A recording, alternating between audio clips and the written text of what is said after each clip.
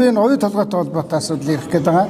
Би энэ оюу толгойн хөрөнгө оруулалтын гэрээг анх баталж яхад нь бол тэргүй шадар сайдаар ажиллаж дэмжиж ирсэн хүн байна. Би яагаад дэмжиж ирсэн гэхээр тэр үе танилцуулж ясан танилцуулгаар бол хамгийн анхны ногдол ашигыг бол 2019-20 он гэхэд авна гэдэг ийм танилцуулга хийгдсэн. Одоо өнөөдөр 26 он болцсон. Бид нар одоо маргалцаар л байгаа. Нөгөө ногдол ашиг ирдэггүй. 6 жилийн хугацаа өнгөрчөөд байгаа. Тийм учраас тэр анхны одоо гэрээ байгуулад явж байсан би бол буруу шаадаггүй. Одоо өнөөдрийн байдал нь бол 6 жил өнгөрчөөд байхад ногдол ашиг авахгүй сууж байгаа гэдэг бол буруу. Тийм учраас энэ одоо манай иргэдийн хэлээд яриад тэмцээд байгаа зүйл бол зөв зүйтэй. Энийг харин засгийн газар үгүйсгэх биш, харин иргэдээ хүлээж аваад тэдний дэмжлэгтэйгээр энэ оюу толгойн гэрээсээ дах юм байхгүй дээ. Гэрээнд нэг том өөрчлөлт орохгүй. Хувь нийлүүлэгчдийн гэрээ гэж компаниудын хооронд байгуулсан гэрээ байгаа. Тэгэхээр их хурл засгийн газар гэхгүйгээр тэр компаниудын хооронд байгуулсан гэрээнд өөрчлөлт оруулах замаар зээлийн хүү, хоригдлогдсон хүү гэдэг эднийг бол нийгмээр шийдчих юм бол бид нар өнөөдөр ногдол ашиг авах боломжтой болно. Өнөөдөр шүү 6 жил өнгөрсөн ч гэсэн. Өнөөдрийн байдлаар оюу толгой бол энэ жилийн үржилсэн дүнгээр бол нэг 5 тэрбум Америк доллар ашигтай ажиллана. 5 тэрбум Америк доллар ашигтай ажиллахаар 34% ногдох ашиг авах юм бол бид нар нэг тэрбум 500-600 сая доллар авна. Их мөнгө шүү дээ. Чингис бонд гэдэг 1.5 тэрбум Америк долларын бонд босгоод бид нар ямар их бүтээн байгуулалт хийж илээ. Тэгэхээр ингээд мөнгө чинь байгаамаа. Мөнгөө энэ засаг төр нь одоо шахаад шаардаад иргэдтэйгээ хэрэлдэж яхахын оронд тэр гадаадын хөрөнгө оруулсан хүмүүстэй харилцан ашигтай байх нөхцөлөө тавиад энийг аваач гэж ингэж хэлж байгаа. Хүмүүс асууад байл оюу толгойн ямар хөө том ордог гэж. Тэгэхээр Эрдэнэтээс бол 4 дахин том ордог байхгүй. 4 дахин том.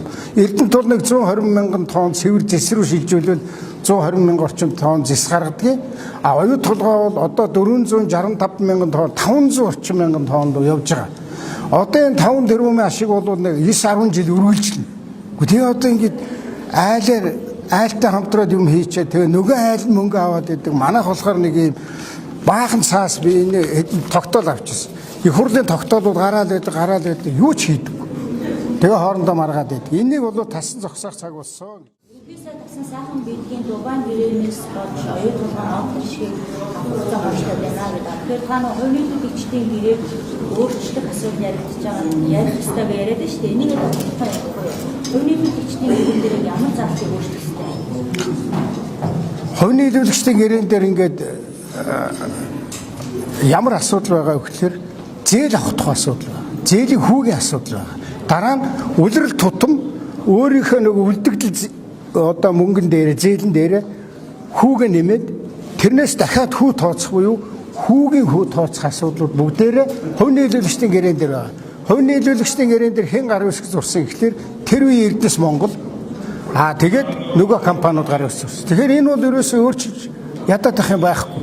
Өөрчилж ядаад байх юм байхгүй гэдгийг би юугаар хэлэх вэ гэхээр жишээлх юм бол энэ 9 онд байгуулагдсан хувь нийлүүлэгчдийн гэрээнд 11 онд өөрчлөлт оруулсан.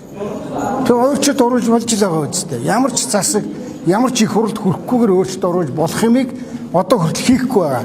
Сая Батнайрамл гишүүн тэрнийг сонсгол явуулаад бас нэг юм гаргасан шүү дээ. Энэ улсын хурлын тогтоолууд маш удаа гарсан. Гэхдээ энэ улсын хурлын тогтоолыг хэрэгжүүлэх тийм сэтгэл зүрэхтэй засгийн газар алга байна. Тэгэхээр энэ хувь нийлүүлэгчдийн гэрээнд өөрчлөлт оруулах юм бол бид нар шууд ногдол ашиг авах боломж бүрднэ. Одоо энэ засгийн газар яг тэмдэгт хэлцэлийг явьж байгаа. Тэгээ эхний ээлжинд менежментийн төлбөрийг явуулж хоёр дахин бууруулах санал нэгдсэн. Цаашлаа зээлийн үг бууруулах гэдэг асуудлыг ярьж байгаа. Өөрөлдөө ногдол ашиг авах асуудлыг хөгжүүлээд авах шиг бараг энэ дээр ажил хийсэн бараг айлуулж байгаа. Энэ дээр та юу гэж харж байна? Хөөе ажил хийч. Тэр ямар ч гавьяа биш ээ.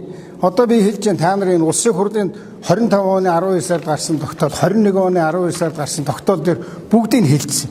Гэхдээ наад аудит оруулаа. Наад бол энэ чинь хөрөнгө оруулалт хэтэрчээд байна шүү дээ. Манай засгийн газар жишээ нь 12 онд гарч ирээд хөрөнгө оруулалтын хэтэрэлт 2 тэрбум Америк доллар хэтэрчээд байна. Энэ дээр одоо ажлын хэсэг гаргаад оруулсан 3 сайдын тушаал гараад тэрний материал одоо нууцад орцсон явж ил. Тэгэхээр ерөөсөө бид нар ингээд энэ баялагтай эзэн болох юм уу? Болохгүй юм уу? Ард түмэн маань болъё гэдэг. Үндсэн хууль маань болчихсон шүү чи гэж хэлээд байдаг. Гэтэл амьдрал дээрээ бид нар айлын хүмүүст өгчөд өөрснөө болохоор өөр яриа сууж идэг. Ийм байж болохгүй. Энийг тасан зогсоё л гэж.